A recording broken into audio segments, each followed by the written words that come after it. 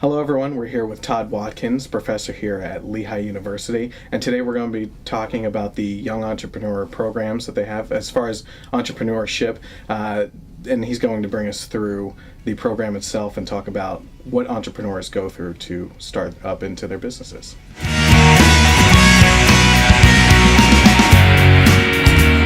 So Todd, why don't you tell us, as far as when someone's thinking about the ideas of going into their own business, what is the step process as far as what a student would be looking for in a college, or where do they even start off? That's a great question. I think it's a really hard challenge for students who are, a lot of people have ideas about, hey, wouldn't this be great? We could run a business that did X, Y, or Z.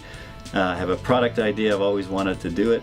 And where do you start, right? You can't just instantly launch a business, and 99% of the problem is not the idea. Everybody's got ideas. And what differentiates the young, successful entrepreneur is generally just a lot of hard work and a lot of willingness to ask questions, right? So where do you start? There's no single right place to start, but you got to start by just talking to people. Mm-hmm. The most logical people to talk to would be people that have built businesses before, your parents, your uncles, your friends. Local colleges very often have business programs. Around the country there are small business development centers that are generally open doors to anybody that wants to come in with a business idea. Many cities, including Bethlehem here in Pennsylvania, have city offices where they have business development people. So there's lots of doors, and not a single one of them is going to give you all the answers. Never going to get the single answer in a single place. So where do you start?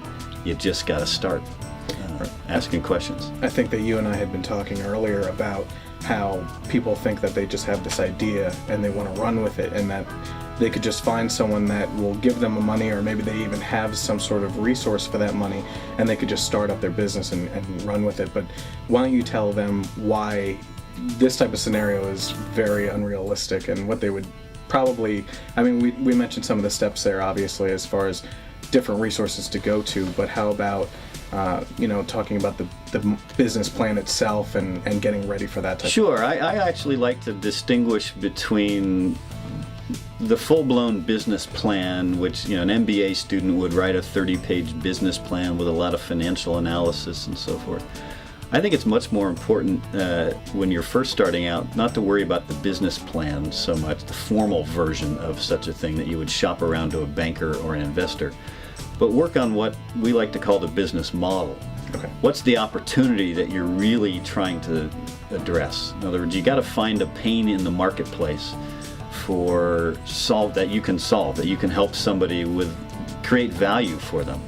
And so a lot of the hard work up front is taking the idea, and very often the first idea that our students will have won't be in the end where they end up, because the process involves digging into the marketplace, digging into the community, figuring out what somebody really needs and is willing to pay for if you're trying to make money on your business.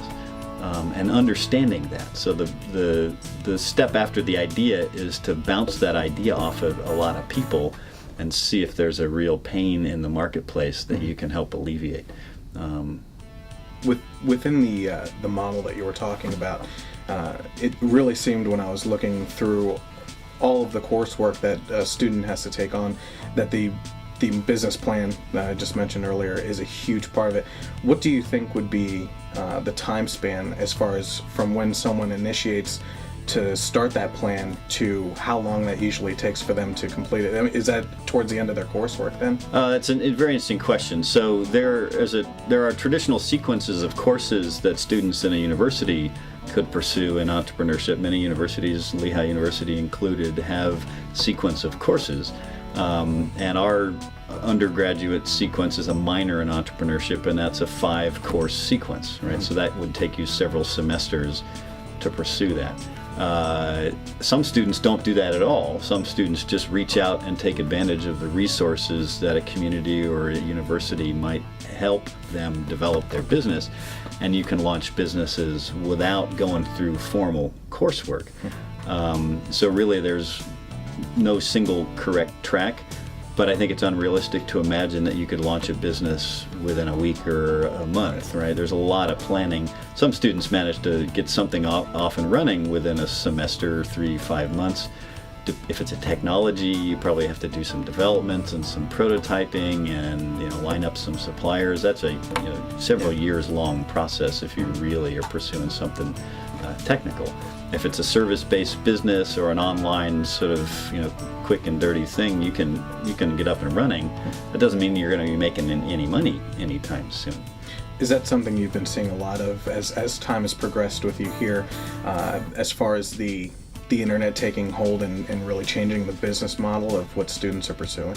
That's a really interesting question. That the nature of the types of ideas that are coming forward in our entrepreneurship courses and in our technology and innovation development courses has been changing over the last decade or so. And I'd say there's several trends that are quite interesting. One is, as you've suggested, many more internet-based ideas, right? What can we be doing on the internet that other people aren't doing? What kind of service, what kind of information, what kind of exchange, what kind of social exchange?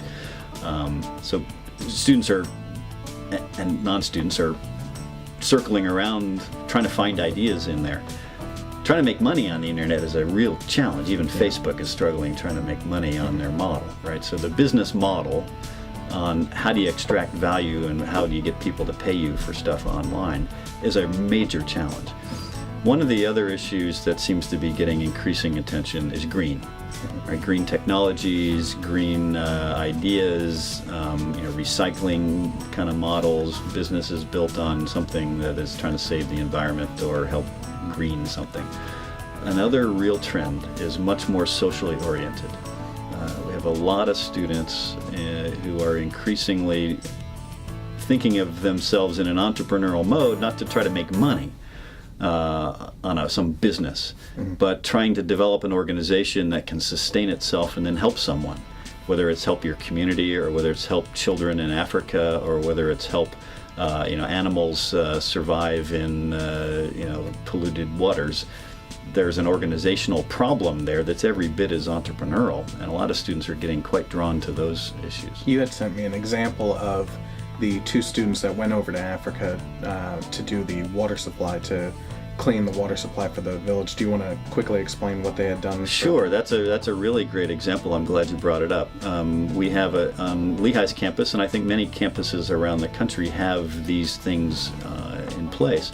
We have what we call a social ventures competition, and students can present ideas for socially oriented organizations, non-governmental, non-profit sorts of things. And we give some small awards, business startup funds for them to launch their businesses.